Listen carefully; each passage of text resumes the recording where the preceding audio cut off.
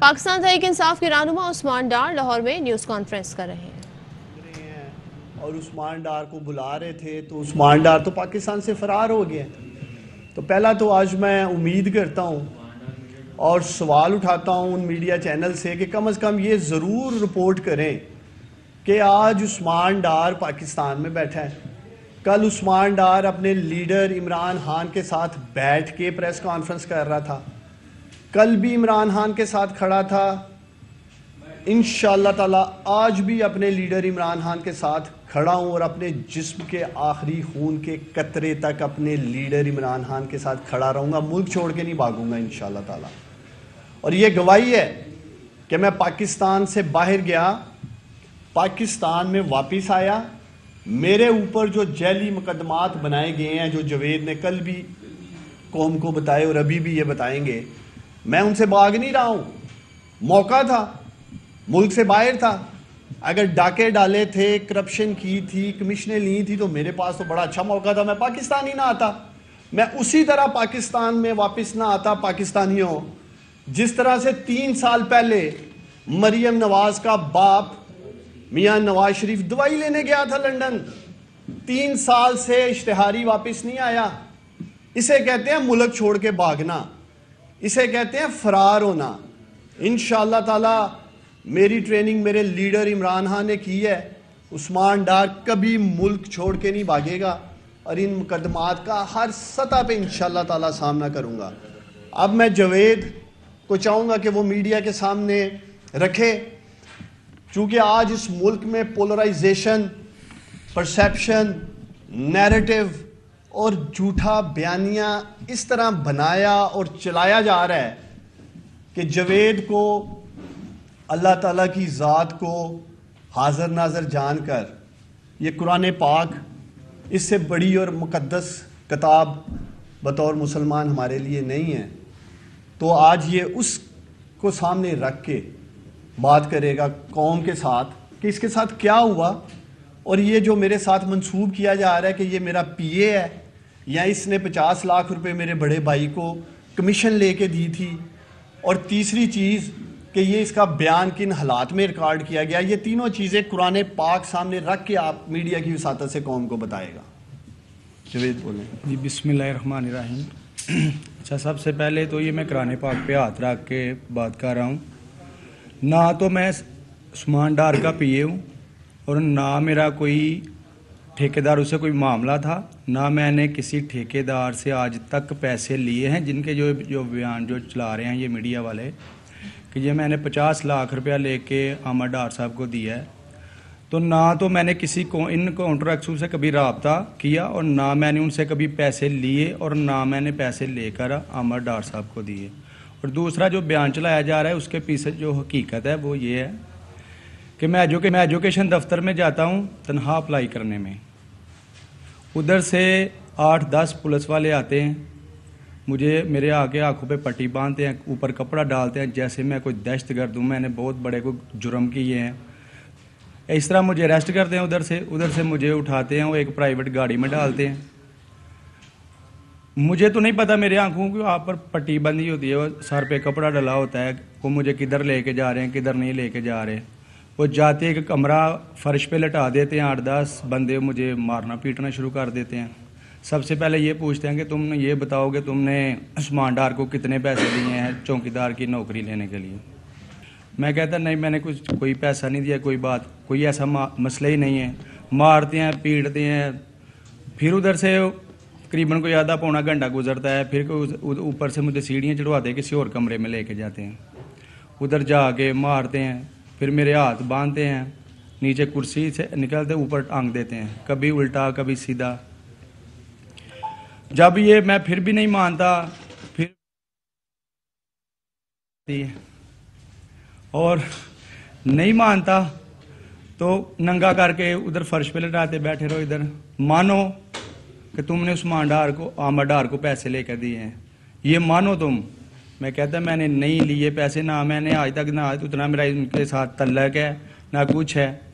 نہیں اب مانو کہ تم نے یہ پیسے لے کر دیے ہیں. پھر جب نہیں مانتا مجھے ایسے باندھتے ہیں جیسے کسی کو کتے کو نہیں باندھتے. ادھر میرے ایک ہاتھ میں ہتھ کڑی لگی ہوتی ہے, مجھے بیڈ کے ساتھ باندھ دیا جاتا ہے. ادھر نہ کوئی چیز ہے, فرش ہے اوپر, ایسے ہی میں نے تقریباً 2 دن یہ میرے اوپر ٹارچر کرتے رہے ہیں ایسے ہی. پھر یہ کہتے ہیں کہ آپ کی بیوی کو اٹھا کے, کہتا ہے پولیس والا جاؤ ایک ڈالا بھیجو اور ادھر سے جا کے اس کی بیوی اور بچوں کو اٹھاؤ, اس کو لا کر ننگا کرو. اگر کوئی بھی انسان, یہ پاکستان یہ معاشرہ ہے کہ میں ایسے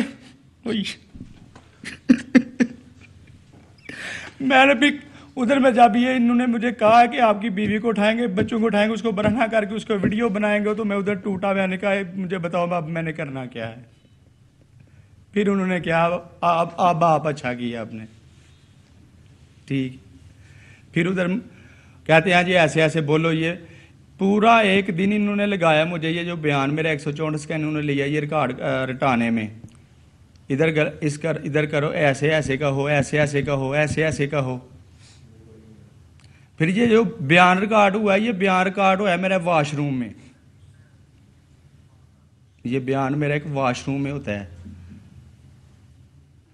میرے اوپر یہ ایک نیکی کرتے ہیں, مجھ کے اوپر تشدد کر کے بعد میں ایک بندہ آتا ہے, وہ گرم پانی لے کے آتا ہے, مجھے نہاتا ہے, نہا کے میری شیف کروا کے پھر میں واش روم میں میرا یہ بیان ریکارڈ کرتے ہیں.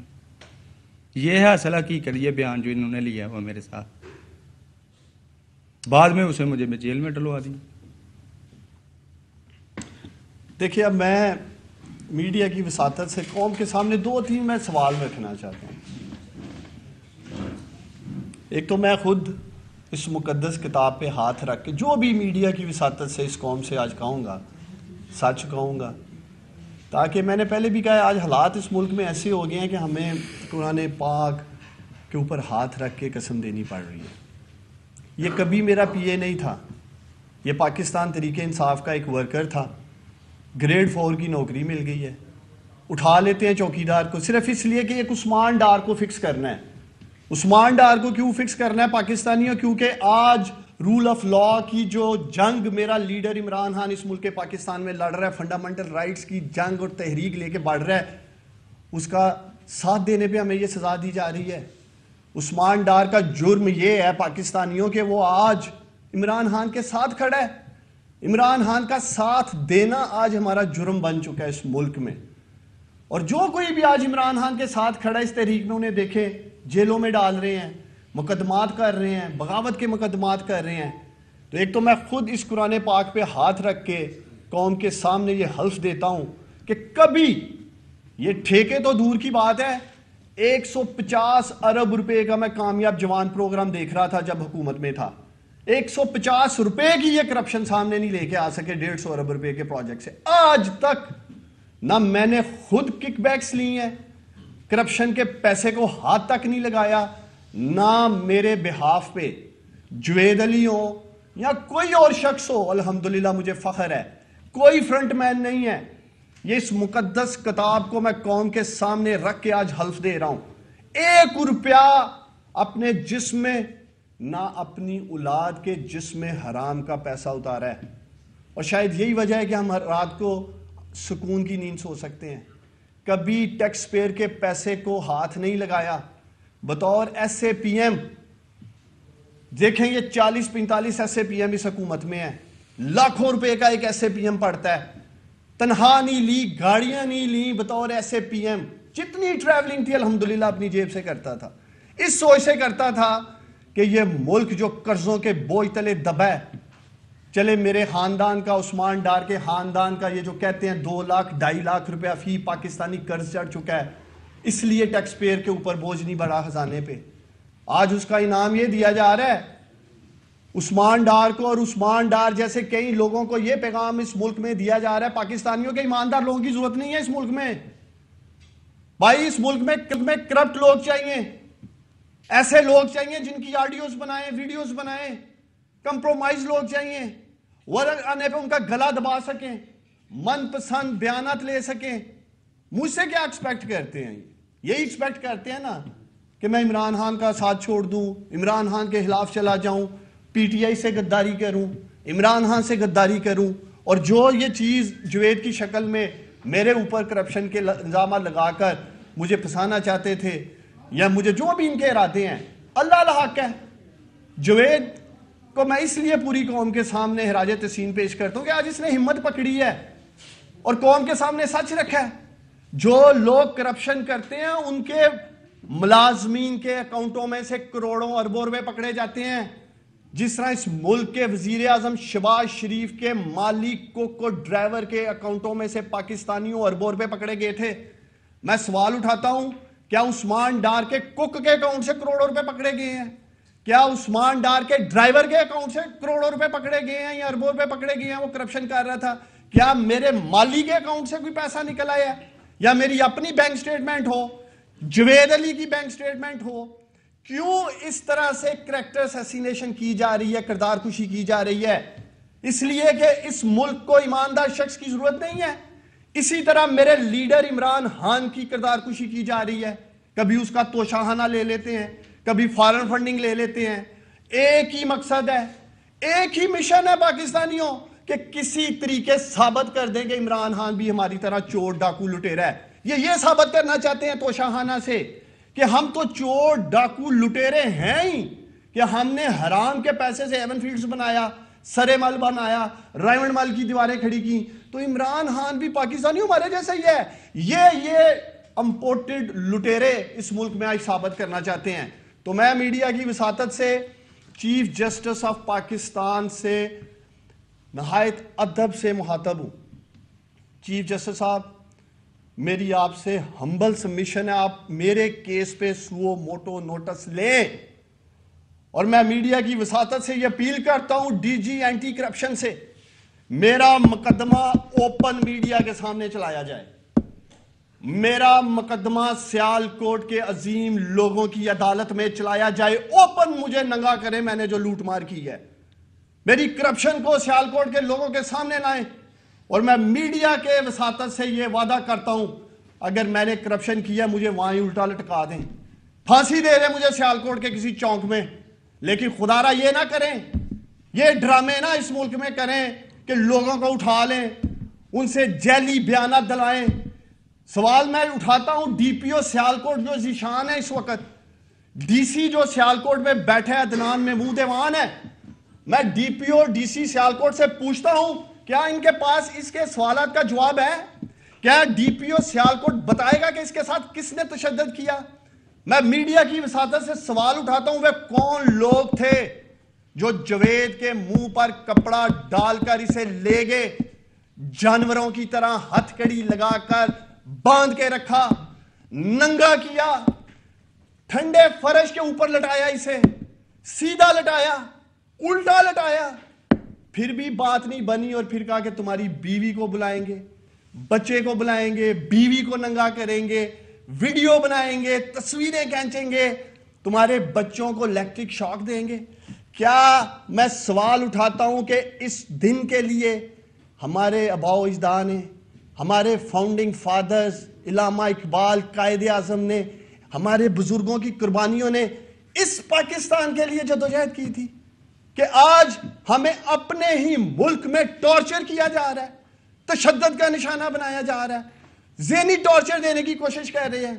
میں سوال اٹھاتا ہوں کہ وہ شخص جس نے کرپشن نہیں کی اس کو عدالتوں میں بھیجا جا رہا ہے, کٹہرے میں کھڑا کیا جا رہا ہے, عبوری ضمانتیں لے کے باہر ہیں.